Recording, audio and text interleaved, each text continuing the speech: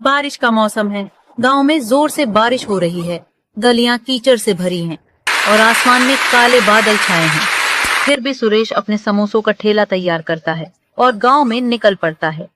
अरे बारिश हो या तूफान, सुरेश का ठेला तो रुकेगा नहीं। चल, आज भी गांव में समोसों की खुशबू फैलानी है। लोग भूखे तो नहीं रह सकते हैं ना। बारिश में भी गर्मा गर्म समोसे सबको पसंद आएंगे। बारिश रुक जाती है। कुछ लोग बाहर निकलते हैं और ठेले पर रुकते हैं। अरे सुरेश, ये समोसे तो गीले हो गए हैं। बारिश में तूने इन्हें ढककर क्यों नहीं रखा? स्वाद तो बिल्कुल फीका लग रहा है। अरे भाई, बारिश का मौसम है, थोड़ा तो गीला होगा, लेकिन स्वाद तो वही है, गर्मा गर्म।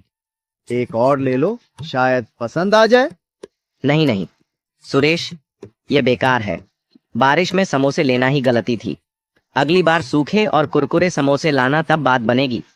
लगता है आज का दिन मुश्किल है, लेकिन हिम्मत नहीं हारनी। ठीक है भाई, कल और बेहतर समोसे लाऊंगा, जरूर आजमाना। सुरेश दिन भर मेहनत करता है, लेकिन किसी को उसके समोसे पसंद नहीं आते। बारिश की वजह से समोसे कम बिकते हैं।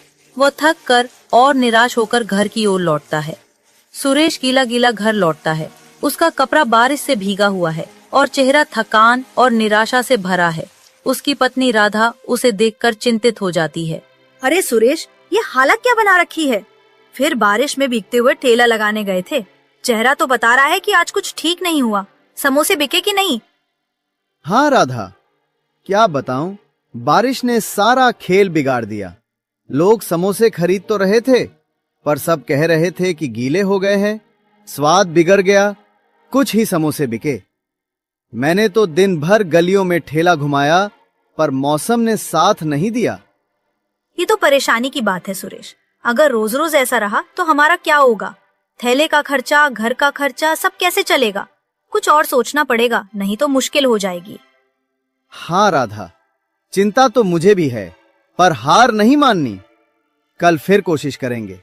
शायद मौसम सुधर जाए और लोग फिर से समोसे खाने आए। बस थोड़ा सब्र रखना होगा। सुरेश और राधा चुपचाप रात का खाना खाते हैं। कमरे में सन्नाटा है और दोनों के मन में चिंता की लकीरें हैं। अगले दिन सुबह होती है।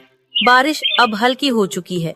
सुरेश फिर से अपने समोसों का ठेला तैयार करता है और गांव की गलियों में निकल पड़ता है, लेकिन लोग उसके ठेले पर नहीं रुकते। लगता है कल की बात सबके दिमाग में अटक गई।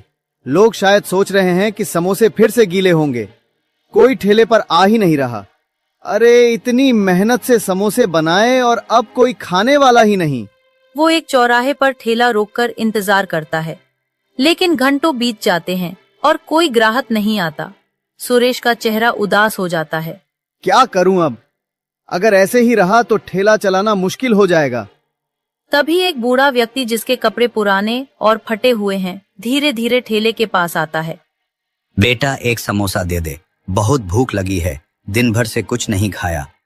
बाबा, आपके पास पैसे हैं? बेटा, मेरे पास तो एक पैसा भी नहीं है, बस सोचा शायद तू कुछ दे दे।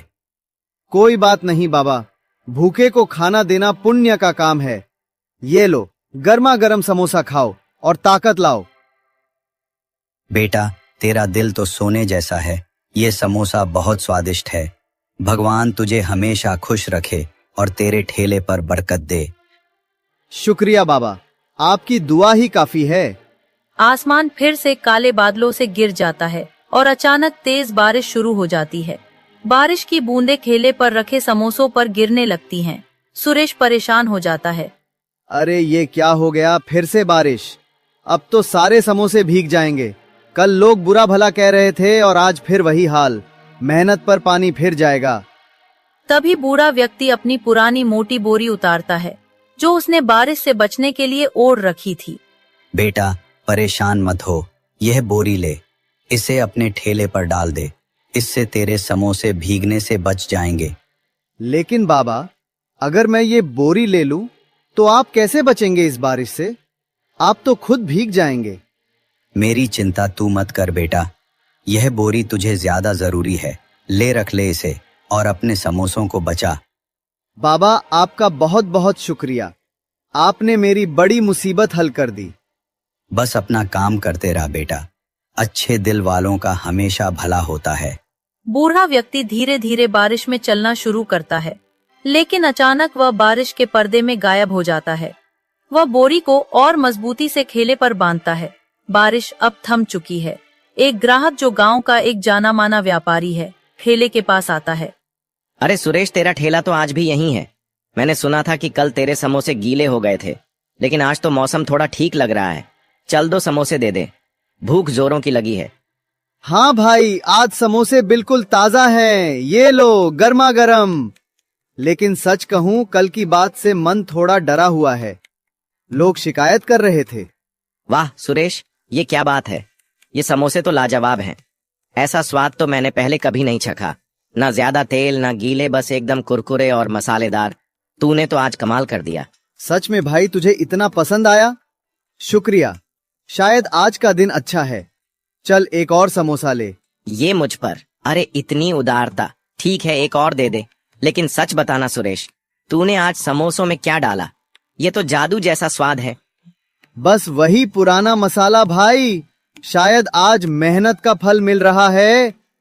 ग्राहक समोसे खाकर चला जाता है और रास्ते में मिलने वालों से सुरेश के समोसों की तारीफ करता है।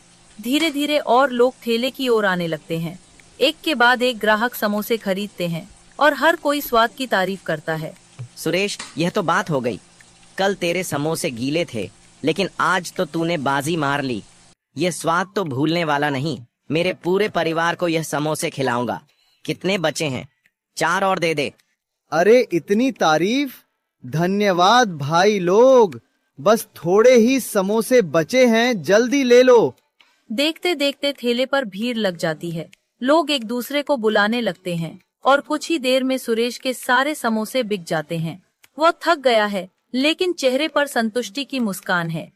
आज तो कमाल हो गया। ना जाने उस बूढ़े बाबा की बोरी में क्या जादू है, लेकिन कुछ तो खास है। चल घर जाकर राधा को ये खुशखबरी सुनाता हूँ। वह ठेले को धक्का मारकर घर की ओर चल पड़ता है। मन में नई उम्मीद और उत्साह लिए सुरेश दिन भर की कमाई के साथ खुशी खुशी घर लौटता है। अरे सुरेश, आज तो तुम्हारा चेहरा चमक रहा है, जैसे कोई खजाना मिल गया हो। क्या बात है? लगता है ठेले पर आज कुछ खास हुआ। जल्दी बताओ, समोसे बिके कि नहीं? कितने बिके? राधा, आज तो कमाल हो गया। सारे समोसे बिक गए, एक भी नहीं बचा। लोग ठेले पर ऐसे टूट पड़े जैसे गांव में मेला लग गया हो। हर कोई तारीफ कर रहा था। कह रहे थे